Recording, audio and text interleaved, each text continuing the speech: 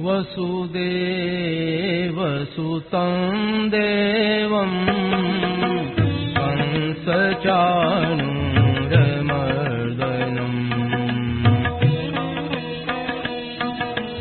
देवकी परमानन्दं कृष्णं वन्दे जगद्गुरुम्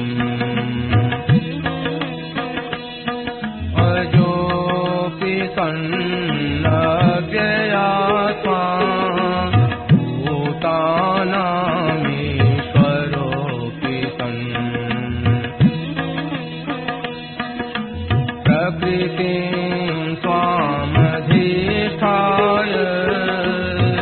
सम्भवाम्यात्ममायया यदा यदा हि धर्मस्य ग्लानिर्भवति भारत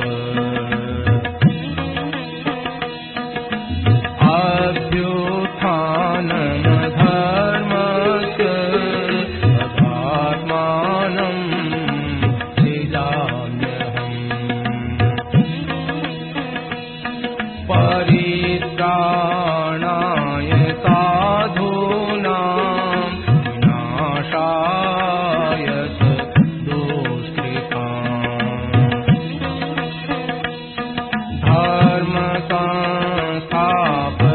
धर्मसंस्थापनार्थाय सम्भवामि युगे युगे जन्म कर्म च मे दिव्य एवं यो वेत्ति तत्त्वतः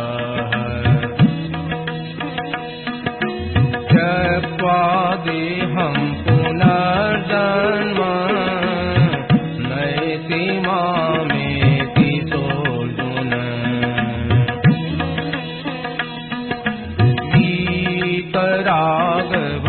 वीतरागभयक्रोधा मन्मया मामुपाश्रिताः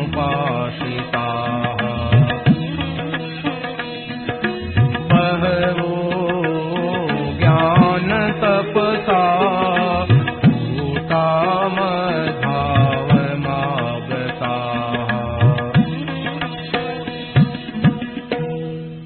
राम यह प्रवचन परम श्रद्धेय स्वामी जी श्री राम सुखदास जी महाराज द्वारा ज्येष्ठ शुक्ल तृतीया विक्रम संवत 2052 अनुसार 1 जून 1995 को लगभग सायं 4 बजे गीता भवन ऋषिकेश में हुआ।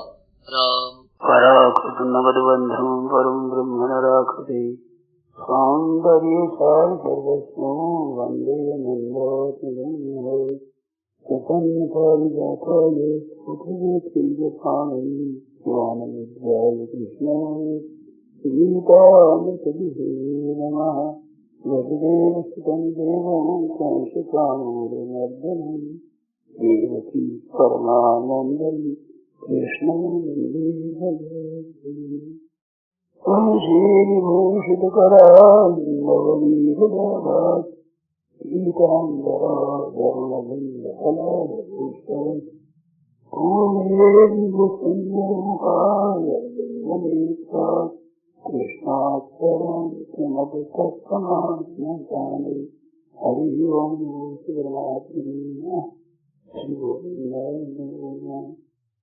श्री गुरुचरणकमलेभ्यो नमः। महात्मने नमः।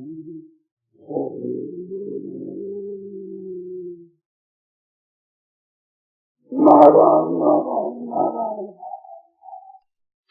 मेरा कहना ऐसा है कि आप लोग आपस में स्वयं ऐसा करो कि तकलीफ उठा करके दूसरों को दो। कमरा में कई आदमी बैठे हैं जो बाहर बिल्डिंग में बैठे हैं, बाल बच्चों सहित है, रसोई भी बनानी होती है, रहना भी होता है, बहनों माताएं हैं उनको सोना बैठना करना होता है तो बाहर एक्सकर्षण तो होती है। ऐसे 2, 4, 5 परिवार मिल जाए, बहनों को अपना कमरा दे दिया, अलग रह जाओ, पुरुष अलग रह जाओ। इस तरह से अगर आपस में प्रेम करो तो बहुतों को उस जगह मिल जाए। आप स्वयं करो, उदारता करो।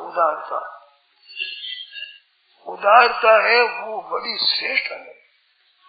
भगवान तो सबको उदार कहते हैं, अर्थार्थी को भी उदार कहा है। अर्थार्थी और जिज्ञासु ज्ञानी उदारा सर्वे।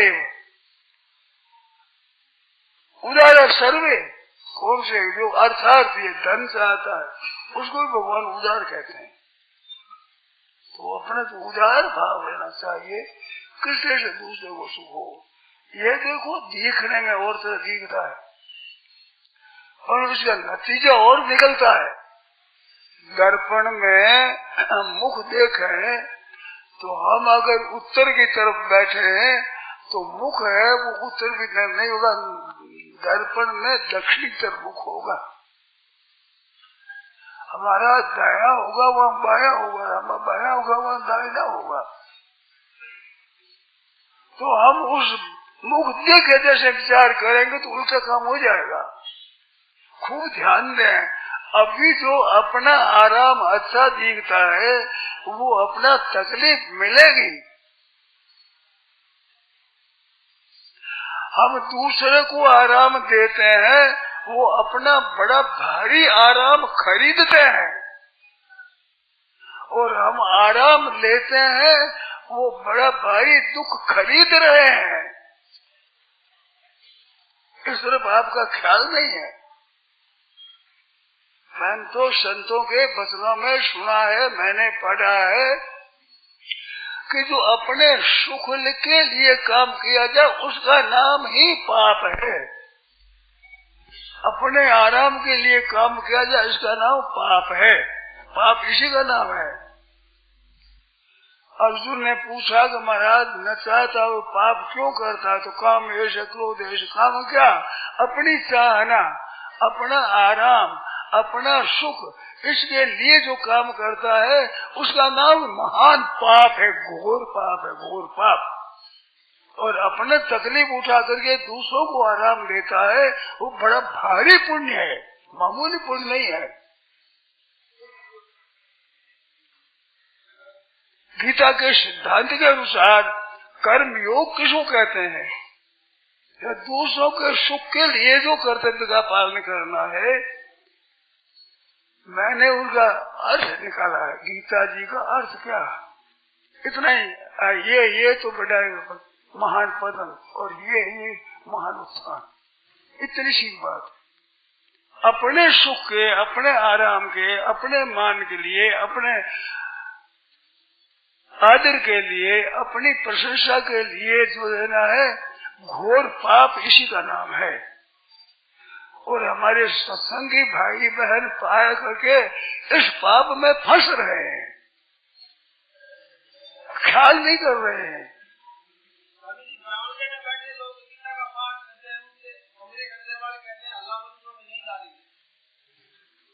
अब क्या करें? बाहर बैठे पाठ करेंगे, तुम हल्ला मत करो, हमारे यहाँ तुम हल्ला मत करो। अब बाहर बैठे प्रभु, ये भाई सत्संग में ऐसा पाप है ना, वो भयंकर पाप होता है। मैंने बात नर्म कही है बहुत सी, पर तुम क्या करूं, मेरे बात आ गई। सच्ची बात ये है, दूसरे के कष्ट की तरफ नहीं सोचना है, ये महान हत्या है। दूसरों मार देना, जैसे गर्भपात कर देना, बच्चे को मार देना, इतना भयंकर पाप है। राम राम राम राम राम राम। कितना वर्ष, कितना युगों तक कीड़ा की कुंड होगी जगह पता नहीं है। ऐसे ही अपने आराम के लिए दूसरों को कष्ट देना है, ये घोर पाप है, मामूली पाप नहीं है।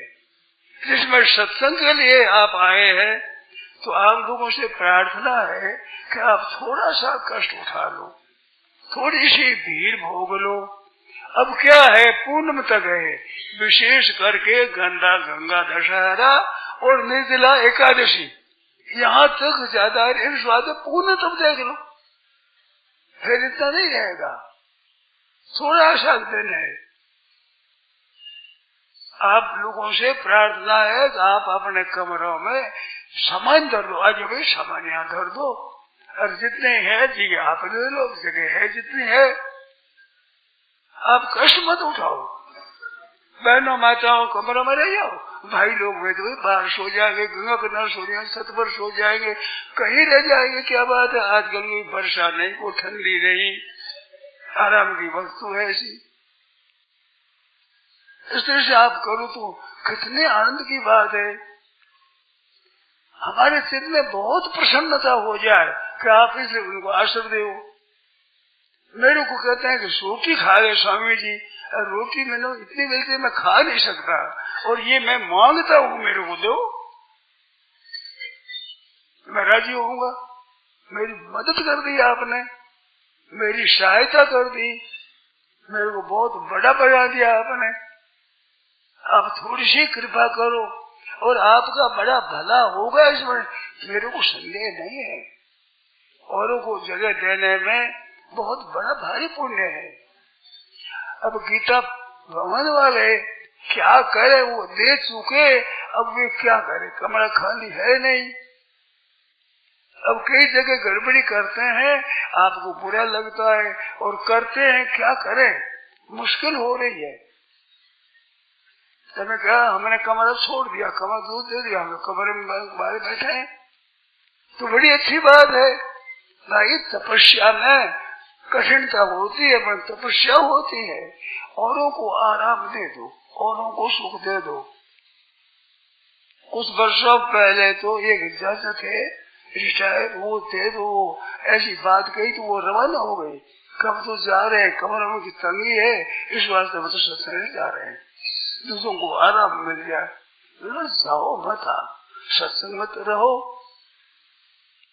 क्योंकि कमरा मिलता नहीं है, लोग बाहर बैठे तो हम कमरा छोड़ देंगे, हम जा रहे। तो इस तरह से दूसरों को देने का आप भाव रखो, कितनी उदारता हो जाए, कितना काम हो जाए, कितने हमें संतोष, कितना कितनी हमें शांति मिले कि भाई हमारे भाई बहन कृपा करते हैं, जरा आयो को आदर देते हैं, रखते हैं। अब बाहर बैठे हैं, वे पाठ करे तो कमरा वाले कहते हैं हल्ला करते हो, बाहर तुम बैठे हो, तंग करते हो, हमारा हल्ला करते हो।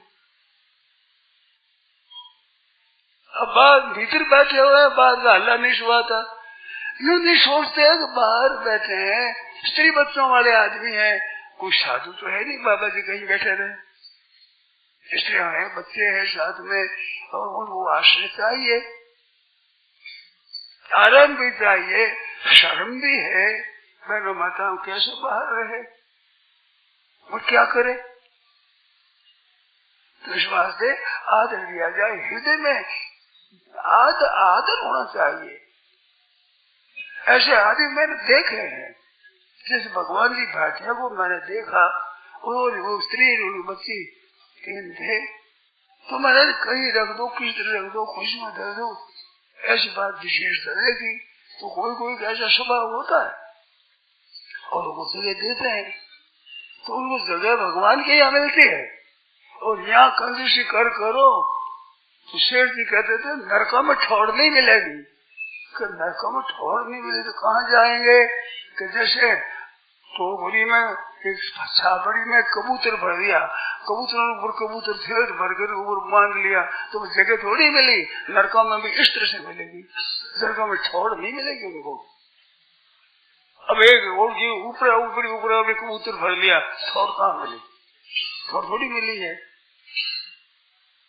ये मौका है, ये तो समय सुख पुण्य का पछताने का वर्षा जब कृषि सुखाने मौका है।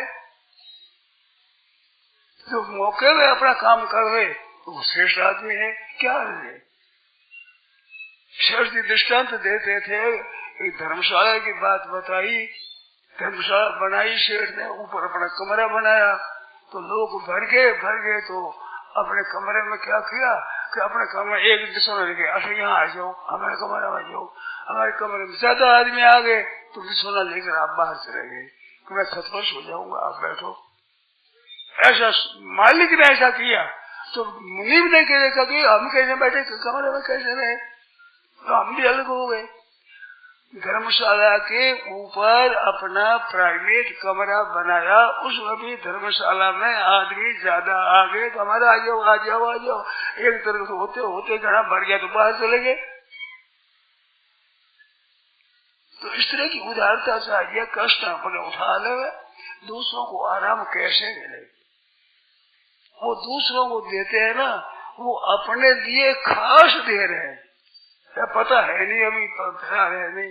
मेरे को तो आश्चर्य आता है, सत्संग में सुनने वाले भाई बहन भी ख्याल नहीं करते, अब दूसरे किसने आशा रखे, दूसरा क्या करेगा, दूसरा पता ही नहीं है। श्रवणा या भी बहुभिर यौन लभ्य, बहुतों को तो सुनने के लिए नहीं मिलता, ऐसी बात है। इस वास्ते आप लोगों से प्रार्थना है कि आयो हो आदर दो। ये खाती आवद आद्रम रोटी घृतम, भोज राजा था, वो संस्कृत का बड़ा पंडित था, तो ब्राह्मणों का बड़ा आदर करता। जो कोई नई कविता सुनाता तो उसको इनाम देता। ब्राह्मण थे 4 अपढ़, बिल्कुल पढ़े लिखे थे नहीं, तो कविता बताया, कविता बनाई, 4 शरण बनाए। फिर आवत आद्रम रोटी घृतम चारणम विचार करणम, ये श्लोक बना दिया। राजा बड़ा खुश हुआ वो, आया आवत आद्रम, आने को आदर देना चाहिए, और भोजन करा तो ऐसी रोटी घृतम। बहुत बढ़िया कविता तुम्हारी, बहुत बढ़िया सी। चारणम, श्री को शिक्षा दे रही, और विचार करणम, कहानियां 4 कहानियां है इस बात। तो बड़ा आदर किया राजा ने कि बहुत बढ़िया श्लोक है साहब, अब यो श्लोक है, मानो शिक्षा की बात है। तो शिक्षा की बात है, वो चाहे किसी शब्द में हो, संस्कृत में हो, हिंदी में हो, कविता में हो, चाहे ऐसे वाक्य में हो, कैसे ही हो, छोटे छोटे वाक्य है ना, ये बड़ा काम करते हैं। हमारे भाई है वो ऐसे ऐसे बात छापता है, जगह जगह छाप देता है। तो थोड़ी सी बात में अब मैंने पढ़ा, करेंगे ये निश्चित नहीं है, मरेंगे ये संदेह नहीं है। इतनी बात भी थोड़ी पड़ी हुई है, कितनी बढ़िया बात है। करेंगे इसमें संदेह है, कर लेंगे कि नहीं कर लेंगे बताए, मरेंगे संदेह नहीं, संदेह नहीं, उस बात को तो परवाह ही नहीं करते हैं, संदेह उसे करेंगे किसमें लगे हुए हैं। छोटी छोटी बातों में कितना तत्व भरा हुआ है। ऐसे ही दूसरों को आराम देना, आओ भाई बैठो, आओ कर रहा है। शेर जी कहते थे कि अपने भाई ऐसा होना चाहिए, जो कोई आवे बोझ से उतरे, आओ सक मैं ले लूँ आपका भार, मैं ले जाओ, फिर आपका भार क्यों, तो कोई नौकर दे देगा, नौकर से नौकर देते इसको दे, क्या मैं नौकरी, हाँ बड़ा ले लो नौकरी, क्यों मैं नौकरी तो हाँ। से आराम आदर किया जाए तो कितना प्रेम बढ़ेगा, और कितनी सत्संग की बातें घर में आवेगी, अपने आप अनुष्ठान में आ जाएगी। और बातें कहते हैं लोग, बातें तो बार बार होती है, अनुष्ठान में आ जाए। इस तरह से भाई बहनों से प्रार्थना है कि आप जो बाहर बैठे उन सज्जनों को, कई दिनों का 10 से 15 दिन हो गया है, बाहर बैठे क्या करें, इससे गलती है नहीं। ये जहाँ ये ज्यादा मकान बनते हैं, तो ही ज्यादा आदमी आते हैं। अब 5 भाग हो गए गीता भवन, 1 नंबर गीता भवन, 2 नंबर गीता भवन, 3 नंबर गीता भवन, 4 नंबर गीता भवन, 5 नंबर, ये सब मकान बन गए, जिसमें सब भर गए। तो लोगों की रुचि है, बढ़िया बात है, सत्संग में रुचि, और आजकल के जमाने में कितनी बढ़िया बात है। तो इसलिए आप लोग सब मदद करो, जो आने वाला है उनकी मदद करो, और बैठा हुआ नहीं, आ जाओ बाहर क्यों बैठे, भीतर बैठ लो, सामान भीतर रख लो, बहनों माताओं भीतर आ जाओ, और भाई लोग तो बाहर रह जाओ, कोई कहीं सो जाए, क्या हाल है। ऐसा आप लोग प्यार रखो, कितनी सही बढ़िया बात हो। नारायण नारायण नारायण नारायण नारायण नारायण।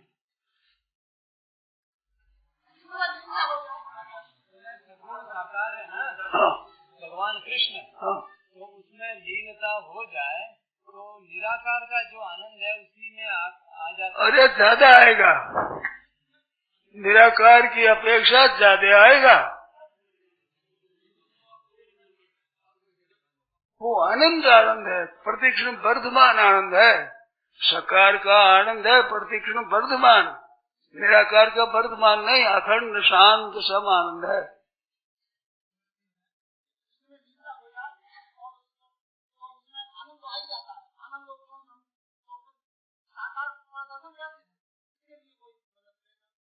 भगवान के नाम का तो जप करो, और भगवान का मूल भगवान मेरे है, वो राम को नाम जप तो मेरे भगवान है, मेरा और कोई नहीं है। ये हो जाए तो निहाल हो जाओगे। संसार में कोई अपना नहीं है, संसार साथी सब स्वार्थ के है, पक्के विरोधी परमार्थ के है। देगा न कोई दुख में सहारा, सुन तू किसी की मत बात प्यारा। संसार साथी सब स्वार्थ के, भाई बंधु स्त्री पुत्र माता पिता सब अपने मतलब रहे।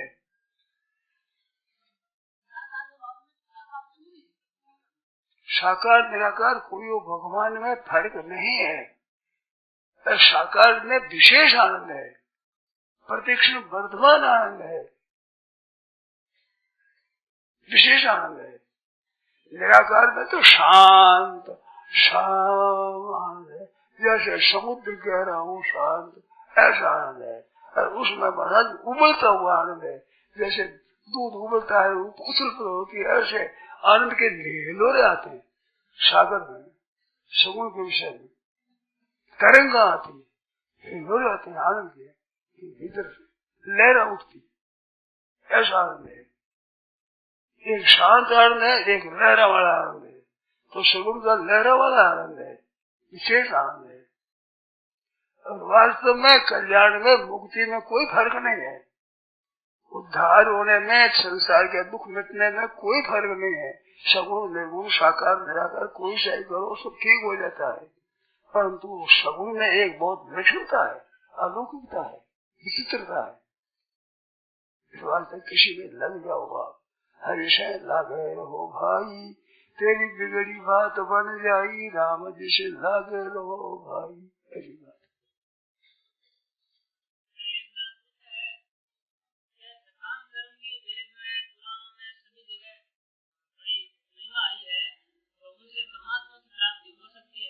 सकाम भाव नहीं हो गए, सकाम भावना उसका है जो संसार की कामना है। अब संसार की कामना वो तो परमात्मा कैसे आ जाएंगे? नाशवान की कामना है, अविनाशी कैसे मिलेगा? घना आदमी कामिज है, कामना वाला है, घना आदमियों के लिए बात कही जाए, सबके लिए रसोई ऐसी बनती है जैसी उनकी शौक है। आदमी सकाम भावते निष्काम कौन पहचानता है? साधन करने वाले भी कमरा दूसरे को नहीं देते। अब विचार करो, सकाम क्या अन्याय पूर्व कामना है, वो भी नहीं छोड़ सकते। बताओ, इस वास्ते कामना की बात ही बताई जाए, सब अधिकार ऐसे ही है। वेदों में पुराणों में जगह जगह ऐसी बातें आती है, क्योंकि इस बात के ही अधिकारी ज्यादा है। जैसे अधिकारी हो वैसे ही कहा जाए, ज्यादा रुचि वाला ही भोजन बनाया जाए, भी सबकी रुचि ऐसी है। इस वास्ते सकाम का वर्ण विशेषता से है, पर उसमें आनंद नहीं होगा, शांति नहीं होगा। ये सुख और दुख, सुख और दुख, सुख और दुख होता है, जन्मना मरना, सुख और दुख ये बना ही रहेगा। सकाम तो नाशवान की कामना करे तो वो कामना कैसे पूर्ति होगी? जब कामना पूर्ति हो वो तो नाश हो जाएगा, फिर पीछे रीता का रीता ही। इस वजह से सकाम का वर्णन विशेष है, क्योंकि सकाम अधिकारी ज्यादा है। अब उनके लिए ऐसे ही कहा जाए, निष्काम भाव करने से मुक्ति तत्काल है। कामना ही तो बाधक है। अपने आराम की कामना है, सुख की भावना है, सुख सुविधा की कामना है, सुविधा पूर्वक रहे, आराम पूर्वक रहे, भजन स्मरण करें, करे आराम पूर्वक। ये आराम की इच्छा छूटती नहीं है। एकांत चाहते हैं हम, बहुत एकांत भजन स्मरण करना चाहते हैं, उसमें भी युक्त आहार भी ऐसे भी, उसमें भी आराम कैसे रहे, सुखपूर्ण कैसे रह जाए, शौच स्नान इनकी सुविधा हो, भिक्षा की भी सुविधा हो, स्नान की भी सुविधा हो, भजन में भी कोई हल्ला न करे, एकांत रहे तो बड़ा अच्छा रहता है। तो उन भजन ध्यान में भी भोग पड़ा हुआ है, भोग के साथ में भोगों में रुचि रहती है। लोग समझते हैं हम भजन के लिए करते हैं, भजन के लिए नहीं, भजन के लिए होने से तो दुख में भजन होता है। बढ़िया सुख सुविधा चाहते हैं भजन में, ये तो हम भी चाहते हैं, सब चाहते हैं कि आराम से हम भजन करेंगे। तो भजन करेंगे तो अच्छी बात, पर भीतर में आराम में, सुख सुविधा में, सब तरह की ठीक और भजन बढ़ेगा। तो भजन बढ़िया नहीं बनता है, भोग होता है, भोग। और एकांत का भी भोग है, भजन का भी भोग है, भजन में स्तुति उसका भी भोग है। सुबह दूसरे किया था कोशिश, फिर भी कभी सुबह कर सकते हैं। भोग है वो, जो आराम मत होते हैं, सुख मत होते हैं, सुखपूर्ण हो जाए, काम हो जाए, तो भोग है ये भोग ही। तो और क्या कर रही है अभी जो बात चल रही है उसमें कारण क्या है? भोग ही। तो और क्या आप समझो कोई योग है ये, कोई त्याग है क्या? भोग ही तो आराम में बैठे ऐसी तरह से, कमरा आपने मिला हुआ है, अब दूसरा बैठ जाएगी तो भीड़ हो जाएगी, नहीं तो अकेले बैठे आराम से बैठे हैं। कोई सोच नहीं सकते, अकेले आराम से तो बैठे हो, पर दूसरे दुख पा रहे, कष्ट पा रहे, जगह नहीं मिल रही है दूसरों को, तो दूसरों को आराम देना, आपका आराम त्याग होगा तो तपस्या होगी, बड़ा भारी लाभ होगा। अरे यहाँ आराम भोग लो, आगे जयराम जी की कुछ नहीं मिलेगा। सुखती अपने सुख की इच्छा इतनी कूट कूट के भीत भरी है, बस हम ही सुखी पाओगे, दूसरा दुखी हो जाओगे, परवाह नहीं। तो सकाम भाव तो ये है भाई, जिस वक्त मत बचती है, लोगों की लड़ाई होती है आपस में, ईर्ष्या होती है, द्वेष होता है, खटपट होती है, कारण क्या है? वो भी खाऊं खाऊं खाऊं करने से भी तो शांति थोड़ी मिलेगी। त्याग शांति, त्याग शांति है। अब जो सकाम भाव छोड़ोगे तो विशेष आनंद लहराने लग जाएगा, फिर आप छोड़ नहीं सकोगे। साधन में जो मन लग जाता है वो मन ऐसा लग जाता है, फिर मन हटता ही नहीं।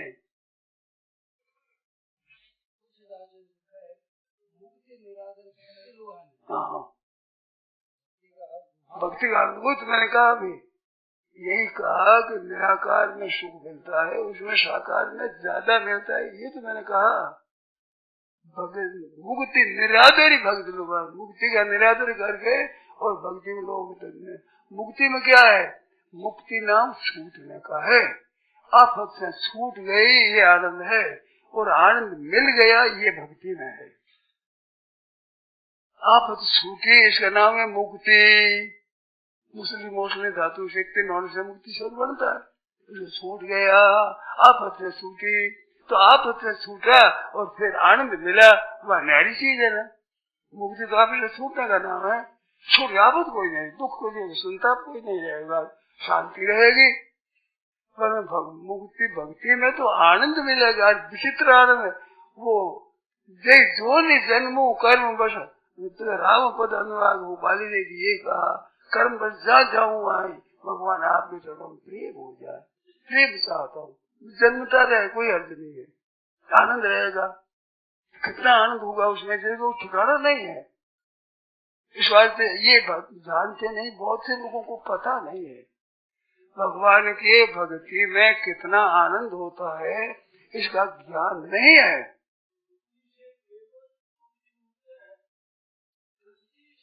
हाँ, दुख छूटता है, संताप छूटता है, जलन छूट जाती है, आफत छूट जाती है, छूटता है, इसका नाम मुक्ति। और आनंद मिलता है, इसका नाम भक्ति। विशेष आनंद मिलता है, बहुत विलक्षणता आती है, प्रत्येक क्षण विलक्षणता आती है। विलक्षण कोई ठिकाना नहीं है, ऐसी भक्ति होती है। तो भक्ति का रस बहुत विलक्षण है, विलक्षण आनंद है। इस वास्ते भक्ति बड़ी है। देखो कर्मयोग और ज्ञान योग, इसमें कर्मयोग क्या है, थोड़ी सी बात कह दूं। कर्मयोग है, इसमें दो भाग है, एक कर्म भाग है, एक योग भाग है। तो कर्तव्य है, कर्तव्य विज्ञान है, तो अकर्तव्य न करना, कर्तव्य करना। अब कर्तव्य करना, उसमें भी कामना नहीं रहे तब योग होता है, कामना रहती है तो योग नहीं होता, भोग होता है। तो कर्तव्य है वो पालन किया जाए, कुछ भी कामना नहीं की जाए तो कर्म योग है, कर्तव्य कर्म है, योग में परिणत होता है। और योग के स्थिर होने में अध्यात्म में प्रवेश होता है, और अध्यात्म ज्ञान हो जाना, अध्यात्म उन्नति होने पर प्रेम में प्रवेश होता है। तो परमात्मा का प्रेम है वो है साध्य, और ज्ञान और कर्म योग ये है साधन। साध्य है प्रेम, भगवान का प्रेम प्रतीक्षण प्रेम है, वर्धमान है। वो प्रेम ऐसा होता है सबके साथ होता है। ये मत भेद होता है ना, दार्शनिक जो मत भेद है, द्वैत है, अद्वैत है, ये मत भेद है। तो मत भेद जितने मत आचार्यों के, सब जो महापुरुषों ने कहा है सब कल्याण की बात है, पर सब मतों के भेद रहता है। वो भेद कब तक रहता है कि अपने चीज में जो अपने को संतोष है, अपने सिद्धांत में संतोष है, वो भेद रहता है। और भक्ति में ये भेद गल जाते हैं, सांप्रदायिक भेद नहीं रहता है। असली प्रेम जहाँ प्राप्त होता है वहाँ द्वैत अद्वैत विशिष्टाद्वैत आदि मत न रह करके सब रहता है। इस वास्ते वो तो मत में एक आचार्य हुए, उनमें अपने लीन होते हैं, और ये सबके आचार्य जो भगवान है उनमें लीन होते हैं। तो वासुदेव सर्व में मत भेद नहीं रहता, द्वैत अद्वैत विशिष्टाद्वैत में मत भेद रहता है, और भगवान मत भेद सब समाप्त हो जाते हैं। ऐसी विलक्षणता है उसमें। ये पता लगता है पीछे, पहले पता नहीं लगता। महिमा सुनते हैं ज्ञान की तो ठीक ही बात है, महिमा तो सुन लेते हैं, और अधिकारी ज्ञान के हुए नहीं। क्योंकि जैसे अधिकारी लगा है विवेक वैराग्य समाधि सरस्वती वो मुक्तता साधन चतुष्ट संपन्न होता है, अधिकारी होता है, तो उसमें वैराग्य तो है नहीं, विवेक वैसा नहीं, विवेक बना वैराग्य नहीं, है विलक्षणता। उसके बिना जो ज्ञान की बातें करते हैं तो वो ज्ञान का अभिमान होता है, बोध नहीं होता है, उसमें ही अटक जाते हैं, असली बोध तक पहुंचते ही नहीं। जब तक शरीर का आराम चाहते हैं, अनुकूलता चाहते हैं, आदर चाहते हैं, प्रशंसा चाहते हैं, ये जब तक चाहना रहती है तब तक ज्ञान की बातें रहती है, ज्ञान नहीं होता है। ज्ञान की बातें बातें में राजी हो जाते हैं। ज्ञान और मान, अपमान, निंदा, प्रशंसा, इसमें कुछ फर्क नहीं रहता। ज्ञान में ठीक तरह से हमने देखा है, ये एक ढेला मिट्टी का, वो ढेला सच्चिदानंद रूप मालूम होता है। ज्ञान ठीक तरह से पहुंचने पर सच्चिदानंद रूप दिखता है, जड़ता नहीं रहती है, चिन्मय हो जाता सब संसार ज्ञान में, तब बोध हुआ है। जब तक ये ढेले और ये पत्थर, ये पहाड़, सूखा काठ अगर चिन्मय न दिखे तब तक बोध नहीं हुआ है। तब तो ज्ञान होने पर सिवाय चिन्मय के जड़ता कहीं रहती ही नहीं। एक ढेला भी चिन्मय सच्चिदानंद रूप मालूम होता है, ये ज्ञान होता है। ज्ञान यहाँ पर है, इससे आगाड़ी प्रेम है। कर्मयोग लीन होता है अध्यात्म ज्ञान में, अध्यात्म ज्ञान लीन होता है आस्तिक विज्ञान में, परमात्मा में।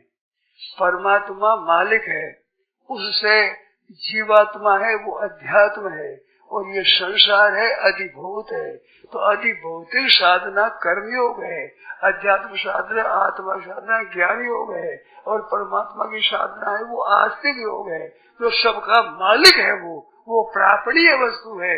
और ये लोकों में रहते हुए कैसे उद्धार करें, अपने आत्मा का ज्ञान कैसे करें, ये दोनों है कर्मयोग और ज्ञान योग। दोनों को प्राप्त होकर अगाड़ी अध्यात्म आस्तिक योग है परमात्मा का, तो उसमें विलक्षणता है। और वह उससे विलक्षण, उससे विलक्षण कहेगी वो आखिरी है। ये इसका क्रम है। गीता में इस क्रम की बड़ी प्रशंसा करी है।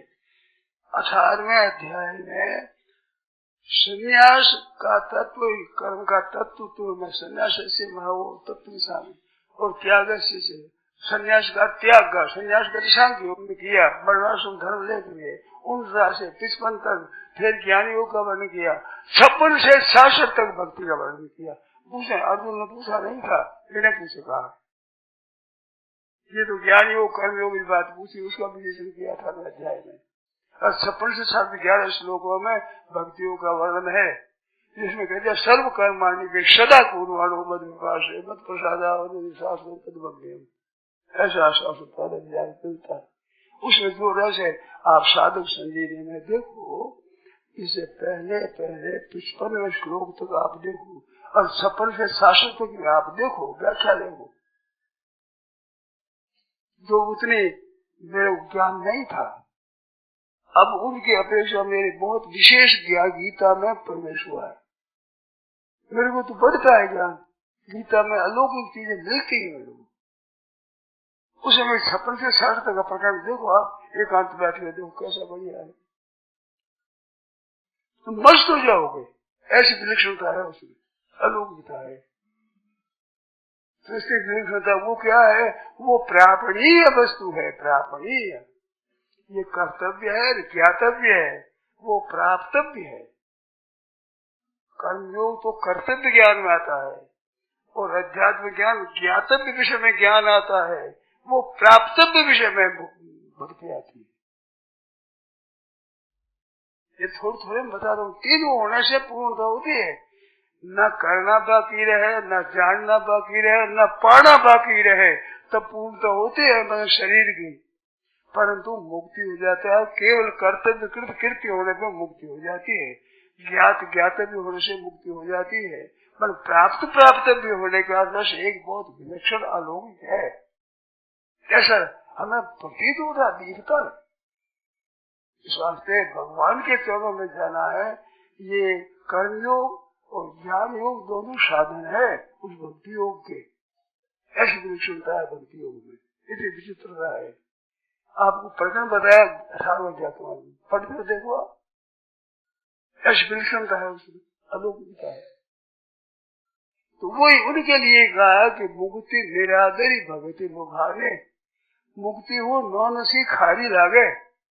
मुक्ति छूट जाता है तो छूटने से क्या हुआ, आफत मिटी, दुख मिट गया, जन्म मरण मिट गया, 84 लाख मिट गई, जोनी जाना भोगना मिट गया, जन्म मरण मिट गया, शांति मिल गई।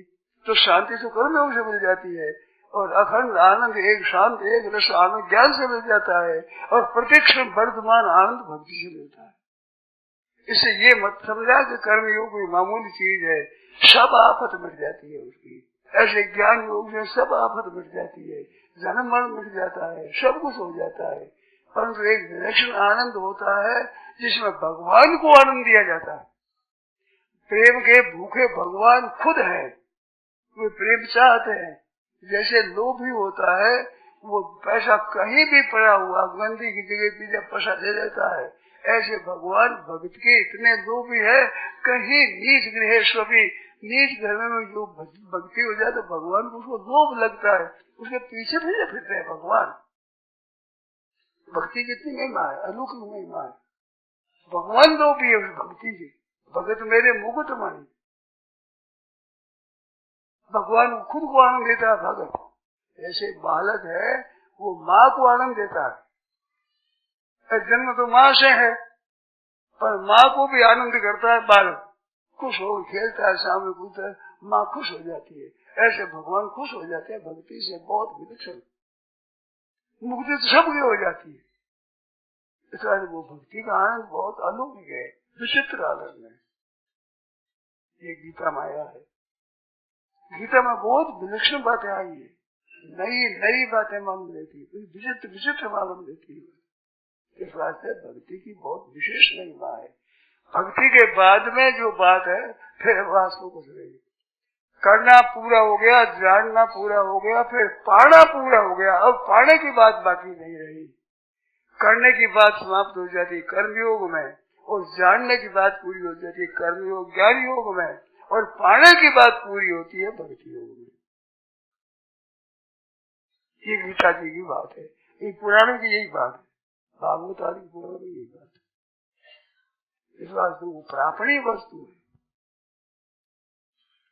कृतकृत्य हो जाता है, कर्म योग से कृतकृत्य हो जाता है, भक्ति योग से ज्ञान योग से ज्ञात ज्ञाते हो जाता है, जानना बाकी कुछ नहीं रहता। ज्ञान योग में सिद्धि होने पर जानना कुछ बाकी रहता है, स्वार्थ हो जाता है, और भक्तियों में प्रापणीय वस्तु प्राप्त हो जाती है। तो कृतकृत्य, ज्ञात ज्ञातव्य और प्राप्त प्राप्तव्य, ये तीन शक्ति है।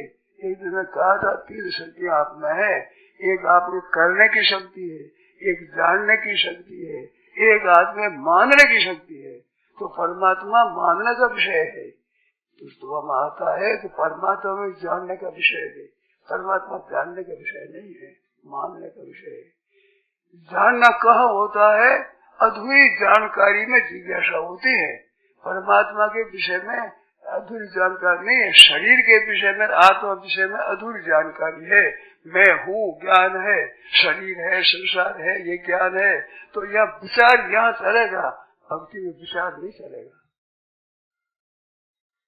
देखते हैं जगत जीव परात्मना, विचार किस विचार का विषय है जीव ब्रह्म ज्ञान कहता है भक्ति। ये विचार का विषय तीन बताया, विचार का विषय तीन नहीं, विचार विषय दो ही है। विचार कहाँ लगता है कि जिसको जानते हैं हम, मैं पूरा नहीं जानते, वहाँ विचार लगता है। जिसमें कुछ नहीं जानते वहाँ विचार नहीं लगता, वहाँ तो श्रद्धा लगती, विश्वास लगता है, वहाँ विचार नहीं आता। विचार की शक्ति नहीं, वहाँ विचार पहुँचता ही नहीं। विचार कैसे पहुँचेगा? अधूरी जानकारी विचार होता है। तो भक्ति को केवल मानने की बात है, बहुत विचित्र बात है। वो साध्य है और ये साधन है, कर्म योग ज्ञान योग साधन है और भक्ति योग साध्य है। गीता के जानने से विशेष स्पष्ट होती बात है, बहुत स्पष्ट होती है साहब। नारायण नारायण नारायण। और पूछो।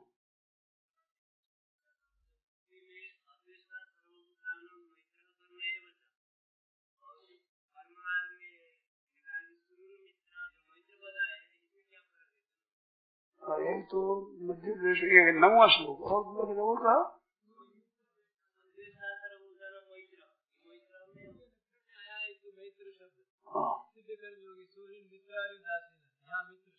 मित्र शब्द होने पर भी क्षमता है, क्षमता की विशेष है। और मैत्रा करुणा मैत्री और करुणा की विशेषता है। यहाँ तो मित्र में, हरि में, शत्रु में क्षमता है और वहाँ विशेषता है। सब शब्दों में पड़ा है, सुहृद मित्राग दासीना मध्यस्थ द्वेष बंधुषु साधु सुबेजु पापेषु समबुद्धि विशिष्यते। समबुद्धि है वहाँ, अद्वेष्टा सर्वभूता ना मैत्र करुण एवचा, मित्रता है और कृपा है।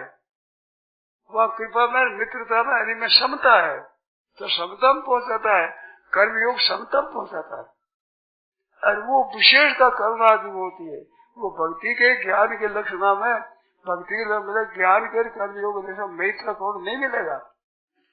ये जो 9 में मैत्र है, ये समता है, समबुद्धि विशेषते, ये समबुद्धि विशेष है। मित्र कौन थोड़ा ही है वो, कोई प्रेम करे, कोई शत्रु करे, कोई कुछ भी करे, उसकी क्षमता रहती है। राग द्वेष नहीं होगा, हर्ष शोक नहीं होगा, हित करे अहित करे, महिमा करे निंदा करे, सुख दे दुख दे, तो उसकी विषमता नहीं होती, उसकी क्षमता रहती है। तो क्षमता विशेष है कर्म योग में। और भक्ति योग में मैत्र करुणा है, दूसरों की मित्रता है। जैसे अपने मित्र को आनंद पहुंचाना, उनको कैसे सुख पहुंचाना है, ऐसे सब संसार के साथ में मैत्री भाव होता है।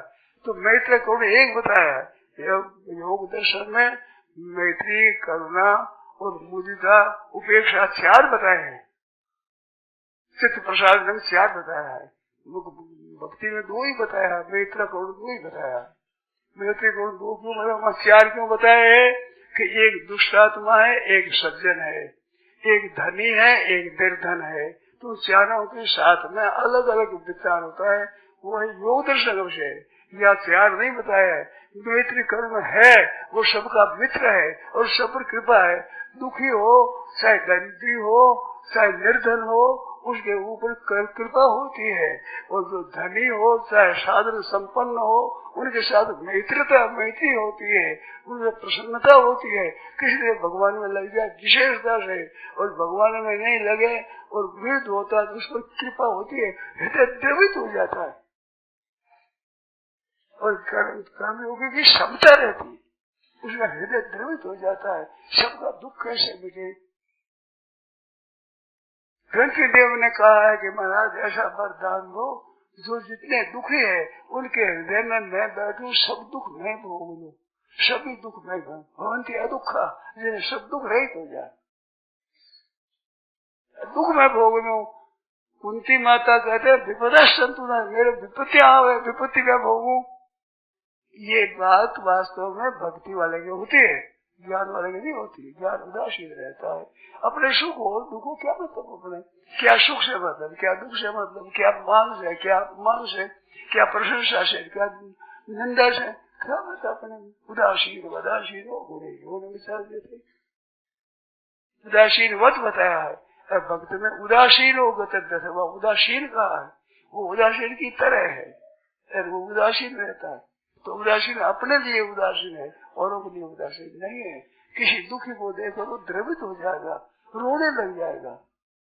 इस वास्ते संत हृदय नवनीत समाना, कहा कवन पर कहे जाना। संतों का हृदय मक्खन के समान है, ये कवन का कहना आया नहीं कि निज परिताप द्रव्य नवनीता, वो तो अपना परिताप जब है। और संतों का पवित्र हृदय दूसरे को परिताप देकर पिघल जाए एकदम, हम बड़े व्याकुल हो जाए। अब ये सुख कैसे हो, इसका दुख कैसे मिटे, किस तरह से मिटे। तो दुनिया में उपकार करने वाले जितने संत महात्मा हुए हैं उनमें भक्त विशेष हुए हैं। ज्ञानी तटस्थ रहते हैं, निर्विकार रहते हैं, शांति मत में। कोई दुख पाता है, कोई सुख पा रहा है, कह रहे हैं, वो कहते हैं अज्ञान से दुख पा रहे हैं। वो अज्ञान भी नहीं, ये ऐसा ही है, परमात्मा का संसार ऐसा है। भक्त होता है उससे दुख सह नहीं जाता, दूसरों का दुख सह नहीं जाता। पर दुख दुख सुख दुख देखे पर भक्ता में लक्षण आया, दूसरे सुख है सुखी, दूसरे दुख से दुखी। विचार किया जाए तो आफत होगी वो भक्त के ज्यादा। क्या दूसरे के दुख से दुखी, दुख मिटेगा ही नहीं। दूसरे सुख हो तो दूसरा सुख तो कम मिलेगा, दुखी ज्यादा मिलेगा। तो संताप भी पाएंगे, पर संताप में आनंद बहुत है, बहुत विलक्षण है। आप थोड़ा विचार करो कि आप भी भूखे हो, 510 आदमी भी भूखे हो, आपको आप भोजन कर दो, फिर मैं इनको भोजन कराऊंगा, उनको भोजन कराऊंगा, ये भाव आएगा। और आप भोजन कराओगे तो अपनी भूख आपको मिट जाएगी, एक आनंद आएगा। दूसरों को भोजन कराने में जो सुख है, भोजन स्वयं करने में वो सुख नहीं है। पर ये तब मालूम होगा जब अपने स्वार्थ का त्याग करोगे। स्वार्थ के त्याग के बिना ये मालूम नहीं होगा। सिंह होता है, हड्डी को मार के खा जाता है, उसको दुख नहीं भी हड्डी मर रहा है। तो स्वार्थी आदमी इस तरह से होते हैं, स्वार्थी वो नहीं समझते। जो दूसरों को सुख पहुंचाने का भाव है उनके ये असर पड़ता है। अपने भोजन में इतना उनको सुख नहीं होगा जिन्हें दूसरे भोजन में भोजन कराना में सुख होगा। इस संत से पूछा मैं, बढ़िया भोजन कौन सा है, भोजन बढ़िया कौन सा? तो उत्तर दिया कि खिलाने वाले की अपेक्षा खाने वाले को आनंद ज्यादा आवे वो नीचा भोजन, और खाने खिलाने वाले दोनों को आनंद आओ मध्यम भोजन। और खाने वाले की अपेक्षा खिलाने वाले ने बहुत रोमांच से खड़ा हो जाए वो उत्तम भोजन। तो भक्त का भोजन वो होता है, दूसरे खिलाने से आनंद आता है, एक विचित्र आनंद आता है, अपनी भूख मिट जाती है, अब खाने की याद ही नहीं रहती है। दूसरों को भोजन कराते समय ये भक्ति में रसाता है।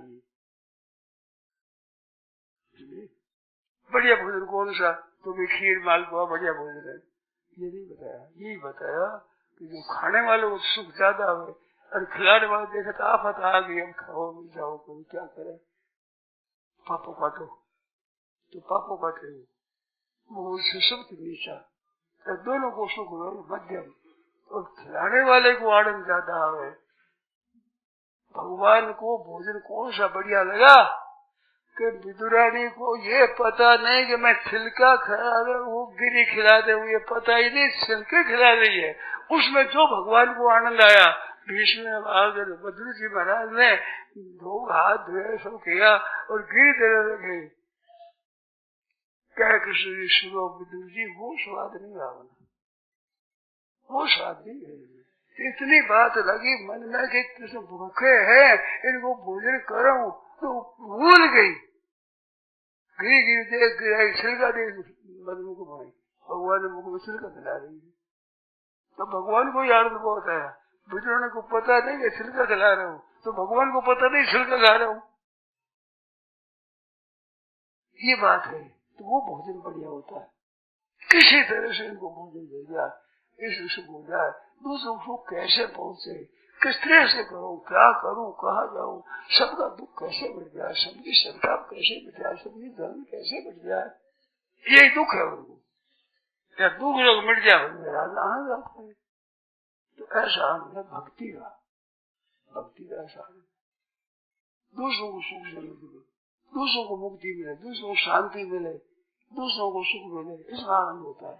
अपने लिए समाधि भी अपने लिए नहीं करते, अपने लिए दुनिया के लिए, हित के लिए। सर्वभूत हिते रता, प्राणी मात्र के हित में प्रीत होती है। सबका कल्याण कैसे हो, अपने कल्याण में नहीं होती है इतनी। ये भक्तों में उदारता होती है। इस बात से भगवान को भगवान अर्थार्थी को उदार कहते हैं। उदार आशा नहीं देती, आर्तो जिज्ञासु अर्थार्थी सर्वे उदार है, सब सब उदार है। कितनी विलक्षण बात है। तो उदार भाव बहुत विलक्षण होता है। इसका ये अर्थ मत लगाना कि ज्ञानी उदार नहीं होता, ज्ञानी कृपण होता है, ऐसा नहीं है। ज्ञानी के तटस्थ रहना मुख्य होता है।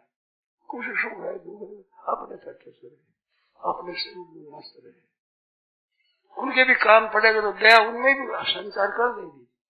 ज्ञानी महात्मा के सामने भी कोई दुखी आ जाएगा ना, तो वे अपने आनंद में मस्त नहीं रहेंगे, उस दुख दूर करने में लग जाएंगे।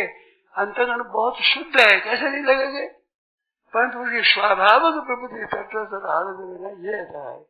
और भक्तों की स्वाभाविक ऐसे कि सब दुख कैसे मिटे, सब दुख कैसे मिटे, ये रहता है।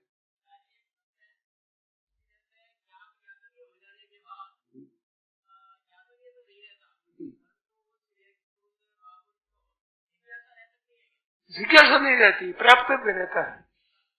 हाँ जी, उसमें संतोष नहीं करता वो। इतने में जिसके संस्कार हो तो वो संतोष नहीं करता। ऐसे कर्मयोगी भी मुक्त हो जाते हैं, संतोष कर लेते हैं। ज्ञान योगी भी अपने बोध होने पर संतोष कर लेते हैं। भक्ति योग के संतोष नहीं होता। जब तक कोई दुखी है तो वो दुख कैसे सहा जाए, उसे सहा नहीं जाता। अब ये बात हर एक के समझ में नहीं आती। वो तो लेने के दाने पड़ गए, पहले एक दुख था, अब जगह जगह का दुख आ गया तो बहुत दुखी हो जाएगा, ये नहीं, अटकल नहीं लगती है। उसके हृदय से विलक्षण होता है। इस वास्ते उनके सामने कोई दुखी रह नहीं सकता।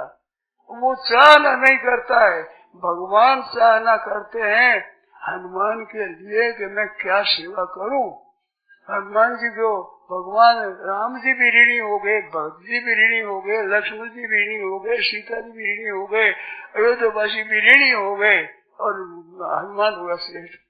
ये भक्ति की बात होती है। भगवान ऋणी हो गया खुद। देव कहा तुम पूर्ण कामा, अब तू पूर्ण, मैं क्या दूं, मेरे पास देने कुछ है नहीं। इसकी बात है। ज्ञान जिज्ञासु ज्ञान दे देते भगवान, जिज्ञासु ज्ञान दे दिया, अर्थ है तो दूर कर दिया, जिज्ञासु तत्व ज्ञान दे दिया, भगत होता।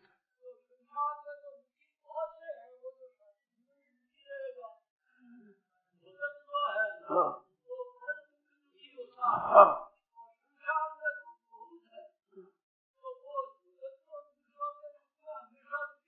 हर एक बेचारा दुखी पावेगा। आप बात नहीं है, इसमें एक विलक्षण बात है। कोई आदमी मार्ग पूछता है और आप उपेक्षा कर दो, एक उसको मार्ग बताओ, दोनों में आपके आनंद किस विषय में आएगा। एक मार्ग पूछा भी दोनों पूछ टाल दिया, तो टाल दिया, ये ज्ञान ही होता है। यार भक्त होते देखो भाई देखो ऐसे जाओ इससे आगे आओ, ऐसे आप बता दो, आपके हृदय में आनंद लहराने लगेगा। तो वो और दूसरे से दुख से दुखी होने के समय में एक बहुत विलक्षण आनंद आता है, ज्ञान से ज्यादा। तत्व ज्ञान में जो आनंद है उससे ज्यादा आनंद आता है। मैं क्यों आप भूखे रह के रोटी खिलाओ, एक तो एक आप रोटी खा लो, दोनों बातें आप में हो तो कौन से में ज्यादा सुख होगा? रोटी खाने में इतना सुख नहीं होगा जो खिलाने में होगा। और ये बात समझ में कब आएगी कि जब आपके भूत बीतेगी तब आएगी, और खाने की आपके मन में है तो ये समझ में नहीं आएगी। तो भक्ति ऐसी विलक्षण बात होती है।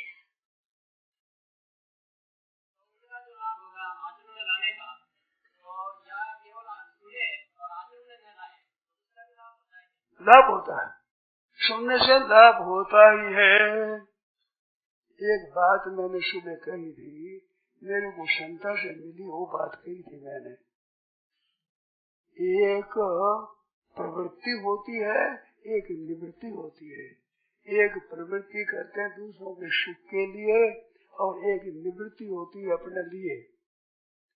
तो प्रवृत्ति में हलचल है और प्रवृत्ति में दुख है, प्रवृत्ति में स्वतंत्रता है, प्रवृत्ति में जड़ता है।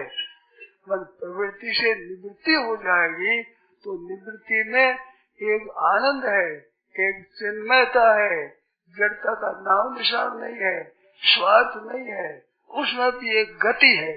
प्रवृत्ति में भी एक गति है और निवृत्ति में भी एक गति है।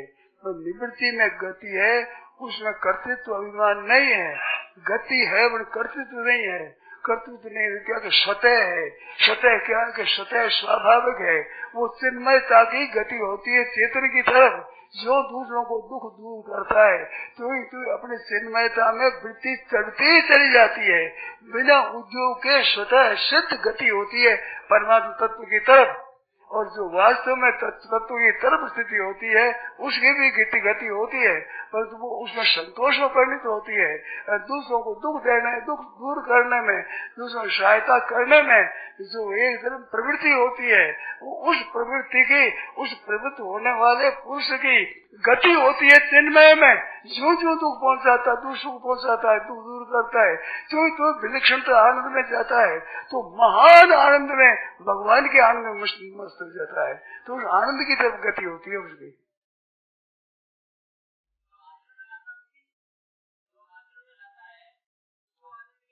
वो विशेष होता है, आनंद में लाता है, उनके द्वारा कईयों को आनंद मिलता है। आनंद में नहीं लाता उनको खुद को आनंद मिलता है, सुख मिलता है, फायदा होता है। पर तो आराम में काम में लाने पर, जैसे अभी कमरे में बैठे हैं तो उनको आप जो सुख हो गई, हमें आराम बैठे दुख पाओ सुख पाओ कुछ बैठे हैं, और उनकी एक वृत्ति हो जाए सब सुख कैसे हो तो वो आराम में नहीं बैठ सकता, उसकी हलचल हो जाएगी। पर वो हलचल की गति किधर होती है? हलचल की गति होती है चिन्मय तत्व आनंद की तरफ गति होती है। वो स्वतः होती है, उसमें चलना नहीं पड़ता है, उसमें क्रिया नहीं होती है। मैं कह सका नहीं कह सका पता नहीं है, ऐसी बात है। वो गति है उनकी, हलचल नहीं है, परिश्रम नहीं है, स्वतः है, स्वतः स्वाभाविक। जैसे जल बढ़ता है, गंगा जी का जल आया, जल आ रहा है, अब जल के आदि आज मानते बड़ी ऊंची दीवार करते हैं, बहुत ऊंची, हिमालय से भी ऊंची, तो क्या होगा कि जल का प्रवाह फिर उद्गम स्थान की तरफ जाएगा, जहाँ से गंगा प्रकट होती है वहाँ चल चला जाएगा। ऐसे आगाड़ी बांध देने से उनका आनंद चिन्मयता की तरफ चढ़ता है, स्वतः चढ़ करके ठेठ वहाँ पहुँचता है जहाँ से सब आनंद स्रोत में निकलते हैं। उस जल की गति इधर रुकती है ना, तो रुकती है तो उद्गम स्थान की तरफ गति होती है। उधर गति चले से गति नहीं होती है, पर गति होती है उधर ठेठ गंगोत्री तक पहुंच जाएगा, इतनी गति हो गई। और वह गति में ये गति जैसी गति नहीं है। ऐसे संसार से निवृत्त होने पर जो गति होती है भक्त की, वो दूसरों के दुख दूर करने में उसकी स्वतः गति उद्गम स्थान जहाँ से संसार सब कर्म योग, ज्ञान योग, भक्ति योग, लय योग, हठ योग जहाँ से चले हैं उनका उद्गम स्थान में उसकी पहुंच हो गई, उसकी स्वतः स्वाभाविक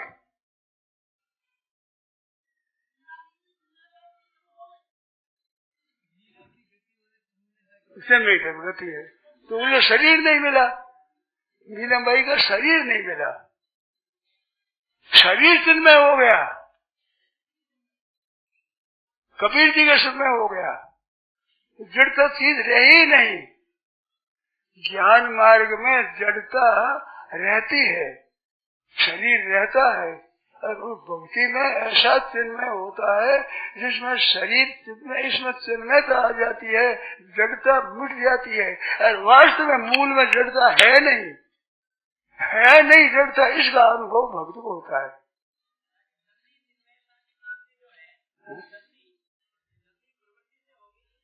निवृत्ति से, सब में निवृत्ति, ज्ञान योग भी निवृत्ति में होगा, कर्म योग भी निवृत्ति में होगा, और कर्म योग की प्रवृत्ति के कारण से निवृत्ति हो रही है, और ज्ञान योग में प्रवृत्ति के द्वारा प्रवृत्ति हो रही है।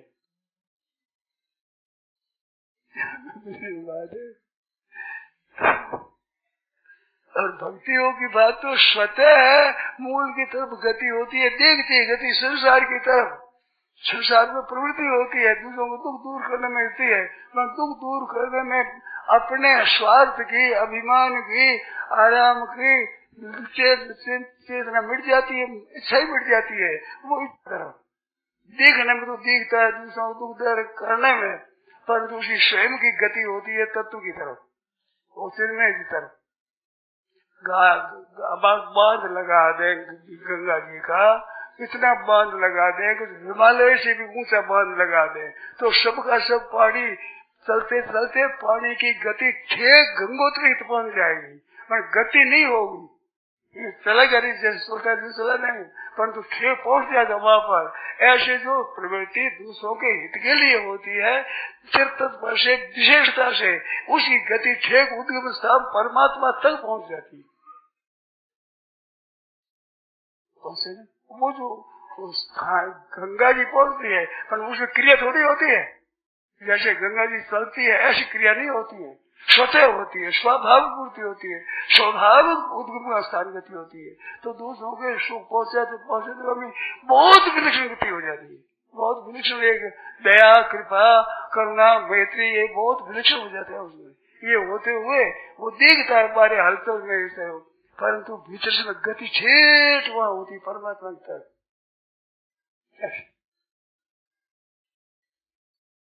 हो गया नारायण नारायण।